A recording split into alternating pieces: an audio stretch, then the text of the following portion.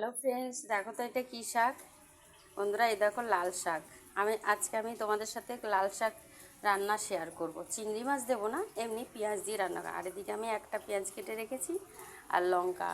আর আমি পটল ভেজেছিলাম, সেই পটল ভাজা তেলটা এখনও রয়েছে। তেলটা আমার হয়ে গেছে, এই তেলেই আমি এখন লাল শাকটা ভাজা করে নেব। পেঁয়াজটা দিয়ে দিলাম, একটু লাল লাল করে ভাজা হবে, তারপরে আমি শাকটা দিয়ে দেবো। দেখো ফ্রেন্ডস, আমার কড়াইয়ের পেঁয়াজটা আমার লাল লাল করে ভাজা হয়ে গেছে।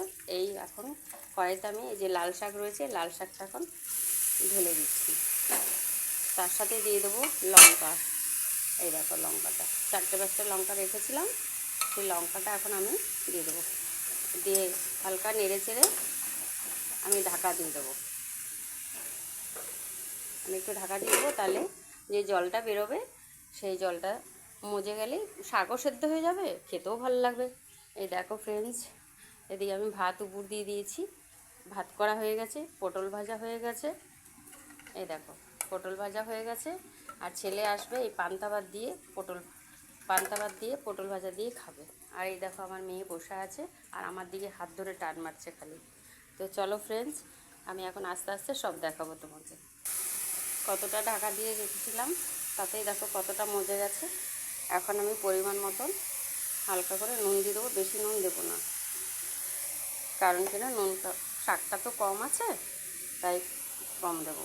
আর দেখো হলুদটা, আর লাল শাকে খুব একটা হলুদ দিতে লাগে না, কারণ লাল শাকে হলুদ দিলে কি হয়, ভাতটা যে খাই আমরা সেটা খুব একটা লাল থাকে না। ঠিক আছে? তো ফ্রেন্ডস, তোমরা যে যেখান থেকে আমার এই ভিডিওটা দেখো অবশ্যই লাইক করো, কমেন্ট করো।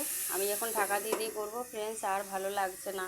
ইউটিউবে আমি কত ছবি ছাড়ছি, তোমরা কেউ দেখছোই না। আমার কত মন খারাপ জানো, আমার ভালো লাগে না। এখন আমি ছোট ছোট ভিডিও ছাড়ি।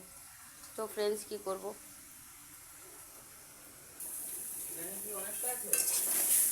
শাক ভাজাটা হয়ে গেছে আমার, এখন আমি নামিয়ে নেব।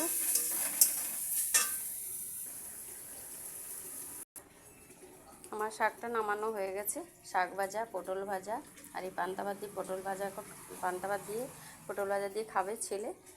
আর এদিকে দেখো মেয়ের চানও হয়ে গেছে। এখনও মাথা আঁচড়ানো হয়নি ফ্রেন্ডস, চান হয়ে গেছে। তো যাই হোক, আমার এই ছোট্ট ভিডিও যদি ভালো লাগে লাইক শেয়ার অবশ্যই করো ফ্রেন্ডস। পাশে দেখো, আবার নতুন নতুন ভিডিও নিয়ে তোমাদের সামনে আসবো। ধন্যবাদ, ভালো থাকবে, সুস্থ থাকবে।